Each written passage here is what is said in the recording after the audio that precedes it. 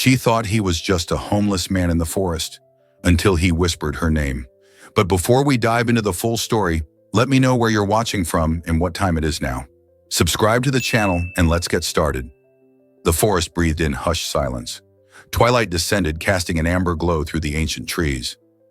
Eleanor Vance, a single mother, walked beside her son, Liam, whose small hand clung to hers. Their boots crunched over fallen leaves, the air thick with the scent of moss and damp earth.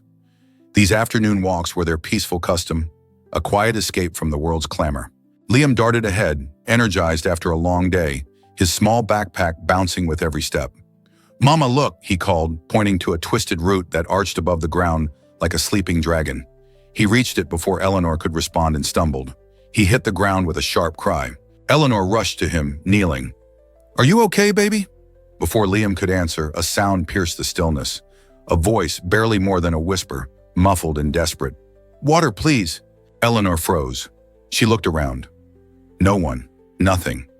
Just the rustling leaves and Liam's wide, frightened eyes. "You heard that too?" she asked, and he nodded, a quick, fearful jerk of his head. She knelt where Liam had fallen, brushing aside leaves and dirt. Her fingers brushed something cold, metal, a small rusted vent hidden beneath the gnarled roots. "Hello?" she called. No answer. Then a faint groan from below. Eleanor's instincts, sharpened by years of quiet struggle, stirred within her. She grabbed the small water bottle from her pack, unscrewed the cap, and poured a stream through the grate. From below came the sound of someone drinking, gulping desperately. "We'll get you out," she said, her voice steady despite the tremor in her hands. With no tools but her bare hands, she began digging. Her nails cracked, her palms scraped raw against the unyielding earth. Liam stood close, silent, his fear replaced by a quiet focus, handing her a stick to help. Bit by bit, the soil gave way, revealing a corroded hatch. Eleanor wedged her fingers beneath it and pulled with all her strength. It creaked. Then, with a final wrench, it swung open. A rush of warm, stagnant air escaped. Eleanor coughed, blinking back tears as she peered inside. A man lay there, barely conscious, his clothes torn, his skin pale and streaked with blood and mud. He tried to move, but collapsed back with a grunt. Eleanor reached down. "Give me your hand," she said, her voice a soft command. "Come on, I've got you." He barely managed to raise an arm, but she grasped it, braced herself, and pulled him upward with all her might. He emerged from the hole like a specter reborn, breathing, but barely. Eleanor lowered him gently to the ground. His lips moved. She leaned closer, catching the faint rasp of his breath. "I used to have a family," he whispered, "but the one I trusted most buried me alive." His head rolled to the side as unconsciousness claimed him. Eleanor pressed her fingers to his neck. He was alive, but fading. She wrapped him in Liam's rain poncho and pulled her phone from her pocket. No signal. She looked at Liam. "We're taking him home." The boy nodded without hesitation, his small face serious and resolute. Eleanor knew this moment had shifted everything. She didn't know who the man was, but he had whispered of a pain only raw truth could carry. As she looked at his bruised, haunted face, an overwhelming pull stirred within her, an unspoken recognition that this was no random encounter. There was an unseen thread, a whisper of connection deeper than circumstance, suggesting a fate already woven. Whatever had brought him here, buried beneath roots and silence, was far from over, and in some quiet, unnameable way, it felt destined for her hands. The shed behind Eleanor's modest cottage creaked as the wind rustled the trees overhead. It was the only structure far enough from the road and neighbors to offer real privacy, a forgotten space that had once held tools, paint cans, Liam's outgrown bicycle. Now it held something else entirely, a man wrapped in old quilts, lying pale and broken on a makeshift cot. Eleanor stood in the doorway, her breath catching in the cool night air. She glanced back toward the house where Liam lay asleep, a soft nightlight glowing in his room. Before sneaking out, she had kissed his forehead and whispered, "Mama's just checking the garden." He had rolled over, still dreaming. Inside the shed, she set down the small lantern she carried. Its golden light cast long shadows across the wooden walls, revealing shelves lined with forgotten jars and gardening tools. Her eyes landed on the man. Arthur, she had decided to call him, if only to give him a name that felt real in the silence. His face was flushed, drenched in sweat. He trembled beneath the layers she had wrapped around him, and when he stirred, his voice cracked with fever. "Clemens," Victoria. Betrayal. The name slipped from his lips like ghosts escaping a grave. Eleanor knelt beside him. She touched his wrist. His pulse was fast, erratic. Fever dreams. She knew the signs. Her hands moved automatically, gathering cloths, brewing herbal mixtures. From a wooden box she had kept hidden beneath her sink, she pulled dried leaves, yarrow for infection, willow bark for pain, elderflower to bring down the fever. She boiled water on the portable stove and stirred the mixture, just as she had done for her husband in the final months of his life. The memory hurt, a sharp ache in her chest, but the familiar motion comforted her. When the tea had cooled, she spooned a few drops to Arthur's lips. He flinched at first, then drank greedily, groaning as he swallowed. "Easy," she said softly. "Not too fast," he murmured something again, but this time she couldn't understand. "I don't know who Clemens is," she whispered, brushing the damp hair from his forehead. "But you're safe now." Arthur's hands twitched, dirt still caked beneath his fingernails. His face was sunken, his cheekbones sharp beneath pale skin. Around his wrists, red abrasions marked where restraints had once been. Eleanor had seen enough to know. This man had been imprisoned, not injured by chance. But who had done this to him, and why? Later that night, she returned with warm soup, simple broth, carrots, a few noodles. He was still too weak to feed himself, so she sat beside him and helped him sip from a spoon. He said nothing, but his eyes opened, clearer now. They met hers, silent, filled with something like disbelief. Gratitude, perhaps, but also a deep weariness. Eleanor didn't press. "You don't have to talk," she said. "Just get strong. That's all that matters." Outside, the wind picked up. A branch tapped against the shed window like a warning. She looked around, suddenly aware of the weight of what she had done. She had taken in a stranger, hidden him, lied to her son. She thought of the names he had whispered. Clemens, Victoria. Were they his family, friends, enemies? She returned to the house, checked on Liam, then slipped back into the shed. She stayed most of the night, curled in a chair, dozing with one eye open. At one point, Arthur stirred again, his voice cracking as he whispered, "They think I'm dead." Eleanor looked at him, startled. "Who?" His eyes fluttered open just long enough to meet hers. "The ones I trusted." Then he drifted back to sleep. She sat in silence after that, the weight of his words sinking into her bones. This was no accident, no wilderness mishap. Someone wanted this man to vanish. Someone had gone to great lengths to bury the truth. Eleanor knew then she hadn't just saved a life. She had unearthed a secret someone was willing to kill to keep buried. Under the soft yellow glow of the oil lamp in the shed, Arthur stirred for the first time in hours. Eleanor, who had just finished replacing the damp, warm compress on his bruised forehead, froze in place, her breath catching in her chest. His lips, dry and cracked, parted slightly. "Water?" he rasped, the word barely audible but unmistakably conscious. She moved without hesitation, slipping her arm around his back and carefully helping him to sit up. His body was weak, trembling with effort, but he didn't resist. Eleanor held a chipped ceramic cup to his lips and tilted it gently. He sipped slowly, coughed, then took another drink. The water seemed to bring a flicker of clarity to his eyes.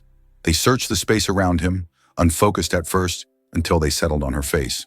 "You're safe," Eleanor said softly. "You're with me now. I found you in the woods. You were buried, you remember?" Arthur blinked slowly, the words taking a moment to reach him. His gaze was still fogged with pain, but he nodded, barely more than a tremor in his neck. I should be dead," he whispered. Eleanor swallowed hard. "Tell me what happened, only if you can." Arthur leaned back against the pile of old blankets she had arranged behind him. His breathing was shallow, his voice low and uneven, but his memories were sharp, cutting through the haze like broken glass. "I was a CEO," he began. "Healthcare innovations. We built clinics in rural areas, subsidized medicine, partnered with nonprofits. I thought we were doing something good, something real." Eleanor listened, unmoving, her hands resting lightly in her lap. "My wife, Victoria, was everything I thought I wanted. Elegant, passionate, strategic. And my best friend, Marcus, he was the CFO. I trusted him like a brother. He handled the numbers, the accounts. We had nothing to hide, or so I believed." He paused, the corners of his mouth twitching with something between grief and disbelief. "One night, I came home early from a board meeting. The house was quiet. I went upstairs and I heard them. Laughter, whispers, my wife and Marcus together. Intimate. I didn't want to believe it, but when I walked in, There was nothing left to doubt. Eleanor's heart clenched. She could see the betrayal still raw in his eyes. They didn't deny it. In fact, they admitted everything. They had been planning this for months. Victoria wanted full control of the estate. Marcus wanted the company. They had already diverted funds, millions, into offshore accounts, faked contracts, forged signatures, all under my nose. Arthur closed his eyes, his hands trembled. I threatened to expose them. I told them I'd go to the police, the board. I was furious, but Marcus, he panicked. There was a poker by the fireplace. He grabbed it. Arthur's fingers rose to the side of his head, touching the bruised skin beneath his hairline. He swung. I didn't even feel it. Just a flash, then darkness. Eleanor let out a breath she hadn't known she'd been holding. When I came to, I was underground. A metal box, small, no light. My hands were bound. There was a vent pipe, just enough air. They thought I was dead. They buried me alive. His voice cracked and he turned his face away, as if the shame was his to carry. They staged everything. A retreat, a sabbatical. Victoria told the press I needed time, that I'd gone off-grid to write a memoir. Everyone believed her. Why wouldn't they? Eleanor reached for his hand. It was cold. But when her fingers closed around his, he didn't pull away. But it wasn't just the betrayal, he said, his voice dropping to a whisper. It was what I didn't get to say. He turned to her, his eyes misted. I have a son, Ethan. He's 12. That night, I promised him I'd be home for dinner. We were going to build a model rocket. I never came home. I didn't get to tell him. Arthur's voice cracked. A tear slipped down his cheek. I didn't get to tell him I love him. Eleanor squeezed his hand, unable to speak. That thought, it was the only thing that kept me alive, he whispered. In the dark, tied, bleeding, I thought of his face, his laugh. I kept whispering his name, praying he wouldn't forget me. Arthur turned his eyes to the lamp, its flickering flame reflected in the moisture clinging to his lashes. And then I heard you, he said. You heard me? Eleanor nodded, her own tears gathered in her eyes. I did, and I'm not leaving you. In that dim shed, surrounded by old tools and the scent of rain-soaked earth, a man who had been buried by betrayal began to rise again, lifted not just by the hands that found him, but by the love he had carried through the dark. Yet as Eleanor listened to Arthur's raw words, a strange sense settled over her, quiet as the first dew on grass. The names, the deep pain, the unwavering love for his son. There was a resonance she couldn't quite place, a faint, familiar melody that seemed to hum beneath the surface of his story. It was as if the very air of the shed held a memory, not just of his ordeal, but of a deeper lineage, a faint resonance with a forgotten act of kindness from Eleanor's own past, a tune she could almost, but not quite, recall. As Arthur spoke of Ethan, a quiet name carried on the gentle breeze of memory, Eleanor felt a subtle shift in the air, like the turning of a forgotten page. He spoke of his son's laughter, his trust, the shared dreams of building a model rocket. Then he spoke of a specific, unique gift from Ethan's grandfather, a wooden swan music box. Eleanor froze. Her mind, usually a quiet pool reflecting the present, rippled with a memory long tucked away. Years ago, during a severe storm, when her beloved husband lay frail, battling the sickness that would soon claim him, their small cottage roof had sprung a leak. Despair had begun to settle like damp earth. Then a stoic, kind man had appeared at their door, unbidden, perhaps drawn by the flickering light of their struggle. He was a woodworker, he'd said simply, noticing the damaged roof. Without taking payment, he had spent a quiet afternoon, his hands deft and sure, fixing the broken shingles, sealing the leak against the relentless rain. As he left, he had placed a small, exquisitely carved wooden swan in Eleanor's hand. Keep this beauty, he'd murmured, his voice gentle but firm. Life has a way of coming full circle. Now in the dim light of the shed, Arthur's words about his son's grandfather and the swan music box collided with Eleanor's memory. The man who had helped her, the quiet woodworker, the one who had spoken of life coming full circle. Could it be? The thought settled in her heart, a delicate bloom in the quiet space between them. It was not just a stranger she had saved, it was a thread of destiny, woven long before, now drawing tight. Arthur, exhausted, leaned back against the blankets, his eyes still distant with the trauma of his memories. Eleanor, her hand still holding his, felt the chill of the shed give way to a strange warmth. The man who had come to her aid in her darkest hour, The man who spoke of cycles and beauty was Ethan's grandfather, Arthur's own father-in-law. The weight of this revelation was not heavy, but ethereal, like moonlight shifting on a lotus pond, revealing an unforeseen depth. Ethan, his grandfather, he was a woodworker? Eleanor asked, her voice barely a whisper, testing the edges of this fragile truth. Arthur nodded slowly, his eyes still heavy. Yes, my wife Victoria's father. He was a quiet man, loved working with his hands. He made the most beautiful things, especially for Ethan. Said they held a piece of his soul. Eleanor's gaze drifted to the makeshift table where her small, worn wooden swan, the one the kind stranger had gifted her, rested beside her lantern. It was the same she knew, the same graceful curve, the precise, loving detail in the carving. Her heart thrummed with a quiet realization. This wasn't just a rescue, it was a homecoming of sorts, a return of a kindness sown years ago, now blooming in the most unexpected way. She reached for the small wooden swan and held it out to Arthur. Was it like this? Her voice was steady now, infused with a newfound certainty. Arthur's eyes, dull moments before, widened as they focused on the small carving. He reached out a trembling hand and took it. His fingers traced the smooth, cool wood. A flicker of something beyond pain, recognition, wonder, crossed his face. Yes, he breathed, his voice thick with emotion. Exactly like this. This is one of his. He made hundreds, but each one was unique. A tear, not of sorrow, but of profound disbelief, traced a path down his cheek. Where did you get this? Eleanor's eyes met his, soft and knowing. Years ago, she began, her voice a gentle murmur, when my husband was very ill. There was a terrible storm. Our roof was damaged. A quiet man, a woodworker, came and fixed it for us. Without a word of payment, he just gave me this. He said, life has a way of coming full circle. Arthur stared at her, the wooden swan clutched in his hand. The weight of the world seemed to shift, revealing a delicate tapestry of interconnectedness he had never imagined. The kind stranger who helped Eleanor was not just a man, but the father of the woman who betrayed him, and the grandfather of the son who was his entire world. The very hands that crafted beauty and offered kindness were unknowingly linked to the hands that nearly extinguished his life. A profound silence filled the shed, a stillness deeper than the quiet of the forest. The air hummed with unspoken truth. Arthur's eyes, no longer haunted by just betrayal, now held a new light, a flicker of wonder. Eleanor watched him, her heart filled with a quiet certainty. Their paths, once distant, had not just crossed. They had been quietly intertwined by an act of grace long before either of them knew. This shared delicate truth reshaped their view of the other, like a familiar face seen anew under starlight.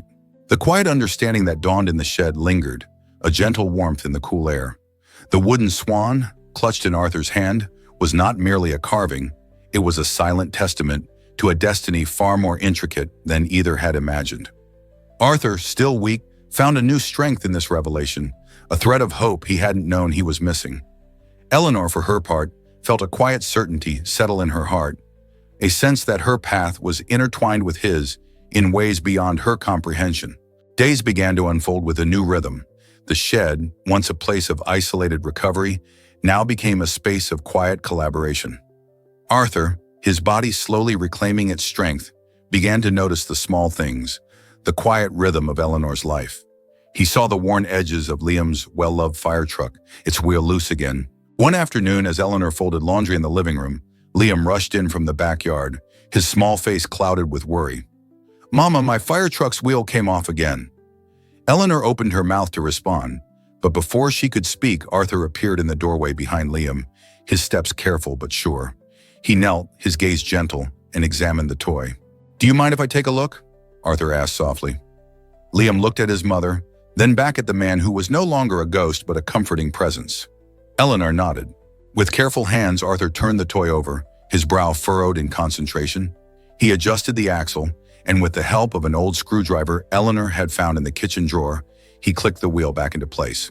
It was a simple act, yet profound. Liam's face broke into a wide beam. "Thanks, Uncle Arthur," he chirped before running off, the repaired truck zooming across the floor. Eleanor stood frozen for a moment. Uncle Arthur. It had come out so naturally from Liam's lips, a name woven into the fabric of their daily life, effortlessly. That night, after putting Liam to bed, Eleanor went to the kitchen to make tea. When she returned to the living room, she paused in the hallway. On the sewing table, she saw Liam's old jacket, torn at the shoulder, one she had meant to throw away. The rip was gone. Someone had mended it. The stitches were clean even, almost invisible. She turned slowly. Arthur was sitting by the window, a mug of tea in his hands, gazing out at the deepening twilight. "You sewed his jacket," she said softly, the words a quiet observation rather than a question. Arthur looked up, a faint, almost shy smile touching his lips. "I used to sew a lot when I was young. My mother taught me." He shrugged. "Because I wanted him to have it. I figured some things can still be fixed." Eleanor walked over and sat beside him. Silence passed comfortably between them, a stillness filled with unspoken understanding. The act of mending, she realized, was more than just fixing a torn garment. It was a quiet echo of the mending she was attempting for Arthur, and perhaps for herself. The quiet way he focused on the small, broken toy, the care he took with Liam's jacket, these mirrored the very essence of the kindness she had received from his father-in-law so long ago. The cycle of mending, of caring for what was broken, was now visibly playing out between them, weaving into a deeper thread, tied to a memory and meaning unnoticed before. Dinner that evening was simple: chicken stew and bread. Liam giggled through stories about school, Arthur listening attentively, even smiling. Eleanor watched them, her heart aching in a way she had not felt in years. The house, usually filled with just her and Liam's comfortable silence, now held the gentle hum of an expanding family. After Liam went to bed, Eleanor stayed at the table with Arthur. The dishes lay untouched. "Thank you," she said, her voice soft, barely a whisper. Arthur glanced up, his eyes meeting hers across the dim room. "For what?" he asked, a question laced with genuine confusion. "For being here? For trying? For caring?" His voice dropped, losing its earlier lightness. "You were the only one who cared for me." Eleanor hesitated, then spoke quietly, her gaze holding his. "My husband, he had cancer. It happened so fast, 6 months from the first symptom to the last breath. I cared for him every day, washed him, fed him, held his hand when the pain got too bad." Arthur looked at her, but said nothing, his expression unreadable. "I watched the person I loved fade away," Eleanor continued, her voice thick with ancient grief. "But he never had to face the end alone, and I promised myself, no one else should either." Her eyes misted, reflecting the faint candlelight. "I know what it feels like to lose someone, and I know what it means to be there when it matters most. That's why I didn't leave you in that hole, Arthur. That's why I stayed." Arthur reached across the table, his hand brushing hers. It was not the touch of a man reaching for romance, but of a man reaching for understanding, for shared humanity. "I would have died in that hole," he said, his voice raw with emotion. "But I didn't, because you listened." Eleanor smiled, her voice barely above a whisper. "And because you wanted to live." In that quiet space between shared losses and unspoken hopes, something began to bloom. Not love yet, but something just as rare. The realization that two broken hearts could still beat in rhythm. Arthur's steps were steadier now, each stride a quiet testament to the resilience Eleanor had nurtured. Weeks had passed since she had pulled him from that grave, and each day his body remembered what it meant to live. More than that, his mind began to sharpen again, the keen intellect that had built an empire now focusing with quiet purpose. The shed, once a place of isolated recovery, now quietly resembled a workspace. Eleanor had brought in an old corkboard where Arthur pinned papers, receipts, sketches of timelines.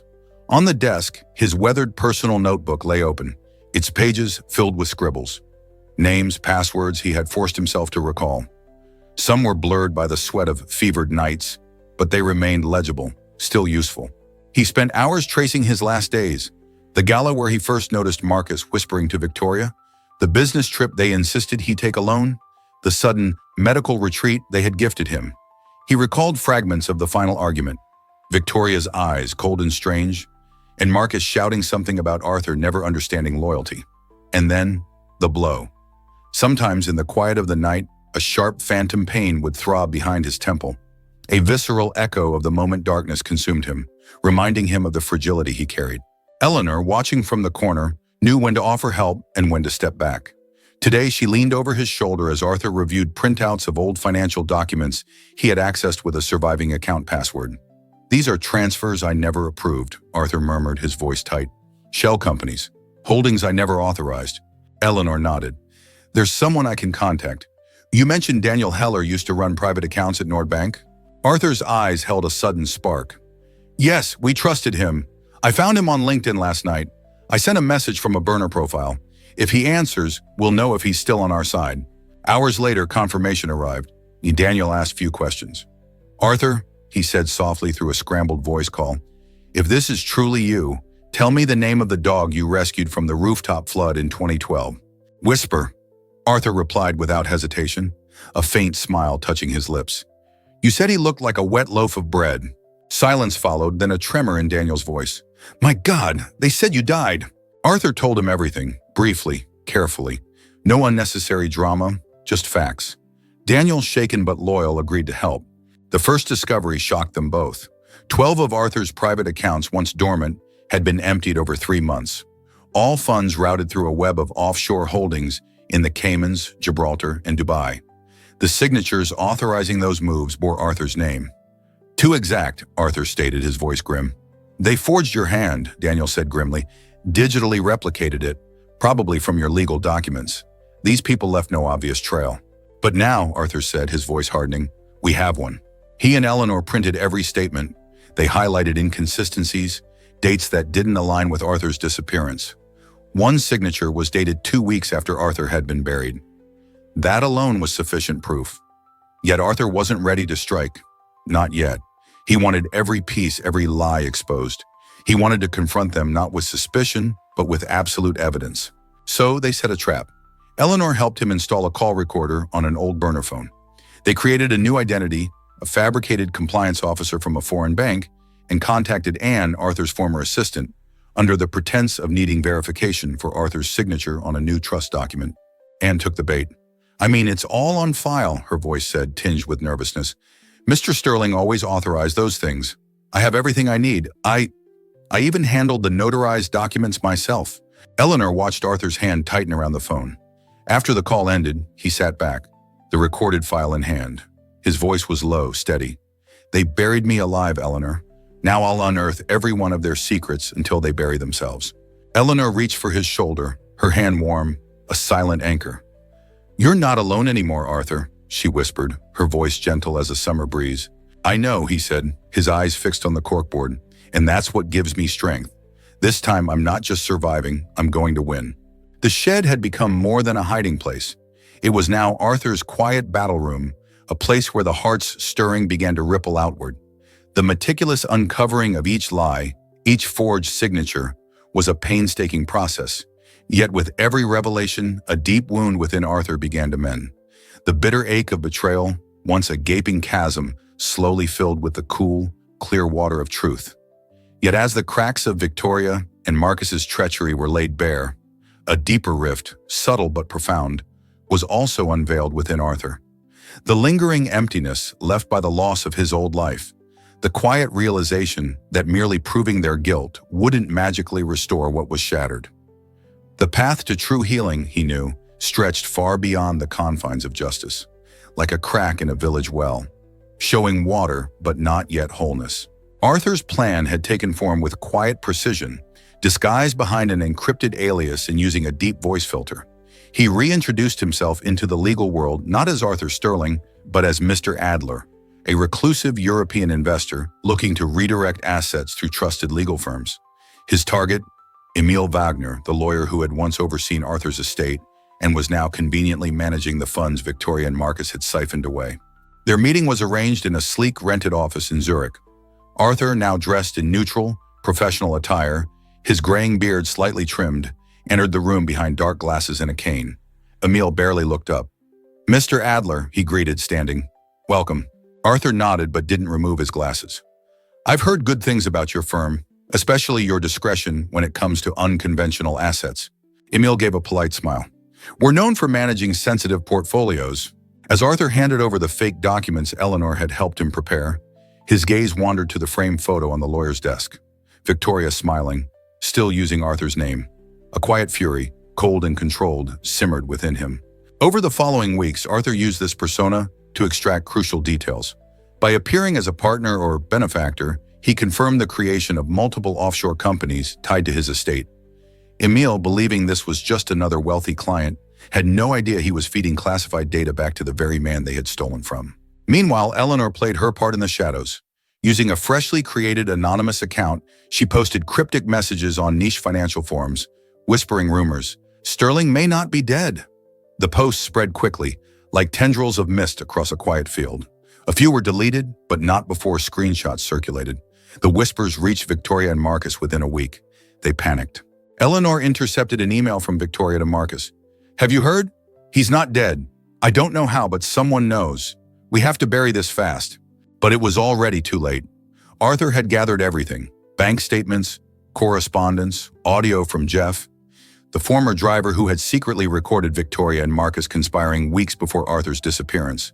There were financial statements faked with forged signatures, and even a series of internal emails that Anne, his old assistant, had kept out of guilt. The final piece was the setting. Arthur wrote a single invitation, printed on elegant cream stationery bearing the Sterling Foundation's logo.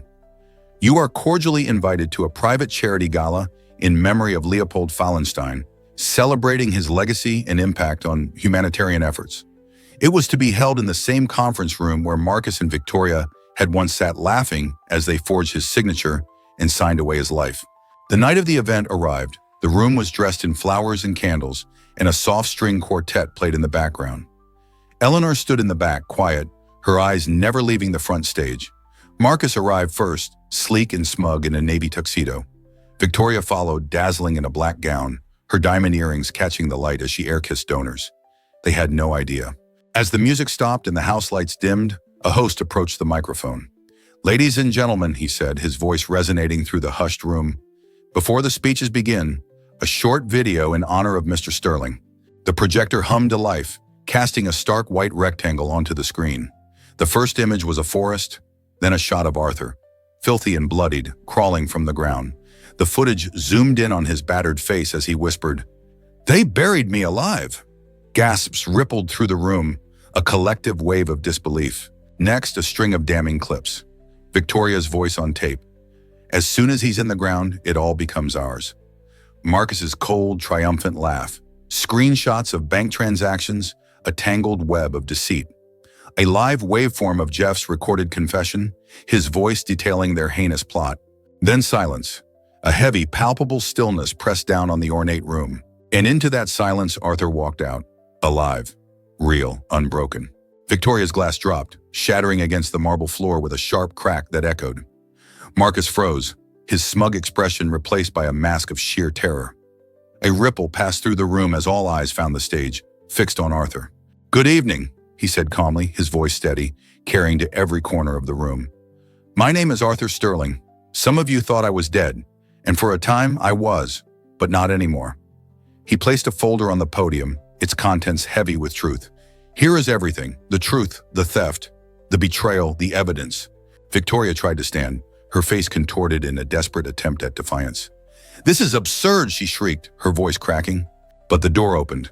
Two plainclothes detectives stepped in, followed by a state prosecutor.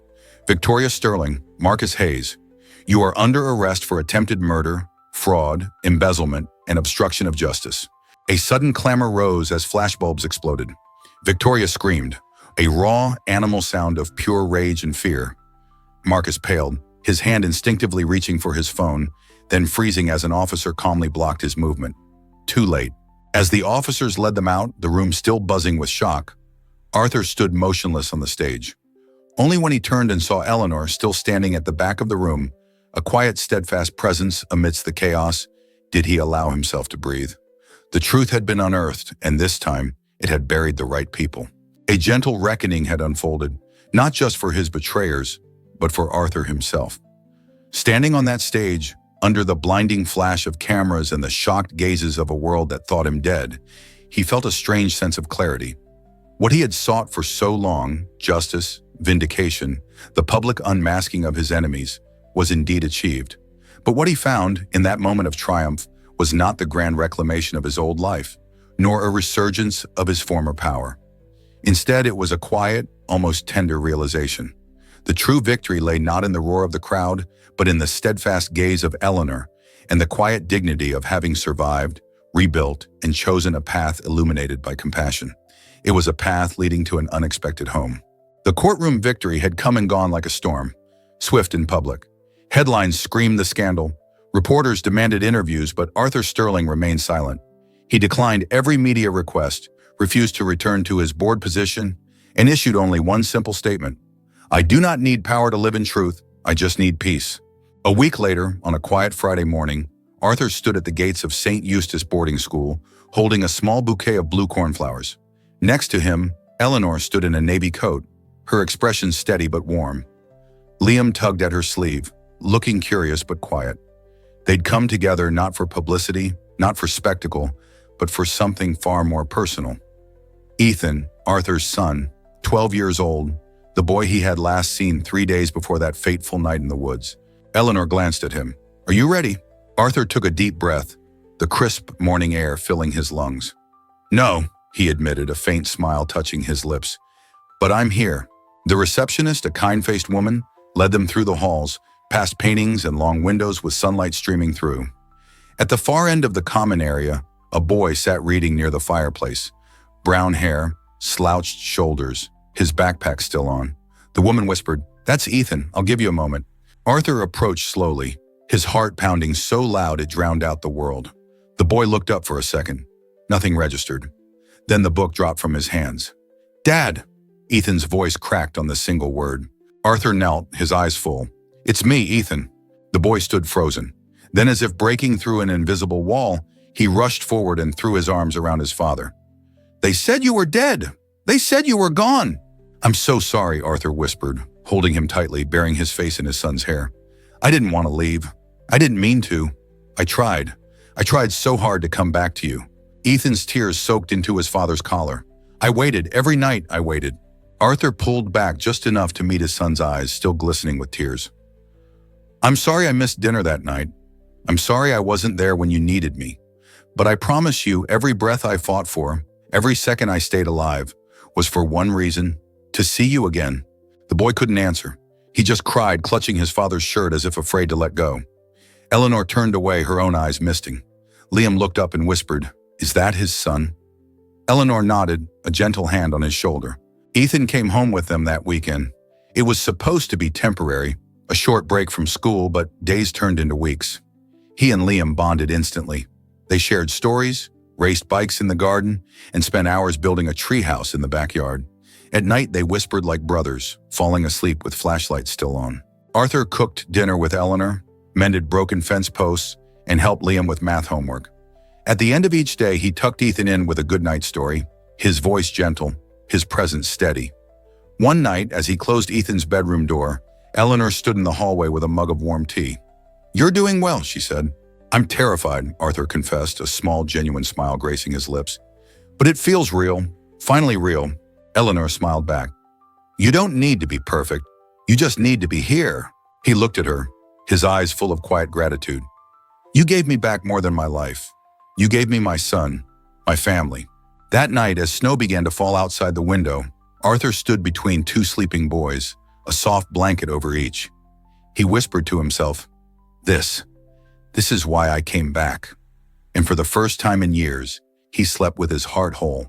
The house was modest, whitewashed brick with ivy beginning to creep up the walls, a garden that caught the afternoon sun, and wide windows that opened to the woods where everything had begun. It stood on the edge of the forest, just a few minutes from the narrow path where Eleanor and Liam had once heard a voice whispering from beneath the ground. Now that house belonged to Arthur, to Eleanor, to Ethan and Liam, to all of them. He'd bought it not with grandeur in mind, but with purpose. "I want to live where I was saved," he had said, "so I never forget why I kept fighting." Inside, life was simple. Warm meals, shared chores, laughter that echoed down the hallway. Evenings spent reading, playing board games, or just sitting together. No security gates, no staff, no press. Just family. Arthur had declined every position offered to him after the trial. Instead, he used his wealth to create the Sterling Reborn Foundation, a nonprofit dedicated to supporting those betrayed and broken. Women starting over, single parents rebuilding, and children abandoned by systems meant to protect them. Eleanor sat beside him on the board. Liam and Ethan drew the first design for the foundation's logo, a hand reaching out of the soil, touched by light. The launch was held in a community center, not a gala hall, with wooden chairs, handwritten programs, and tea brewed by volunteers. People came not for luxury, but for the story, for the man who had once disappeared and returned with more than just his life.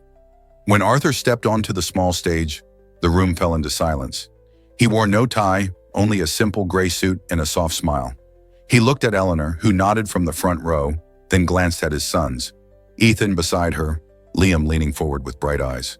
He took a breath and began. "They buried me alive," he said, his voice clear. "Not with shovels, but with betrayal. They didn't just try to kill me. They tried to erase me. My name, my legacy, my worth." He paused. "But what saved me wasn't money. It wasn't law. It wasn't vengeance." He looked at Eleanor, his gaze tender. "It was a single mother who had nothing to give but kindness. She found me where no one else looked, listened when no one else heard, and stayed when no one else would." He turned back to the crowd, his voice steady. "She was my light in the darkest place, and today I choose to spend the rest of my life keeping that light close and sharing it for anyone who needs it." The applause was quiet at first, then swelled, not in spectacle, but in sincerity. That night, in their new home, Arthur cooked dinner while Eleanor lit candles on the table. Liam set the plates. Ethan brought a deck of cards. They ate slowly, laughed freely, and passed moments across the table like heirlooms. Above them on the wall hung a framed photo. 4 people, arms wrapped around one another, smiles unposed. They weren't bound by blood, but by choice. And in that small, glowing house near the forest, no one was alone anymore. The tender dawn had arrived, not a final answer, but a shared breath of peace. Healing was incomplete, as life always is, but it was shared, like hands clasped in quiet understanding. If this story moved you, if it reminded you that hope can be found in the most surprising moments, don't forget to like, share, and subscribe to Heartwarming Love Story. We bring you stories that touch the soul, renew your belief in kindness, and highlight what's truly important in life.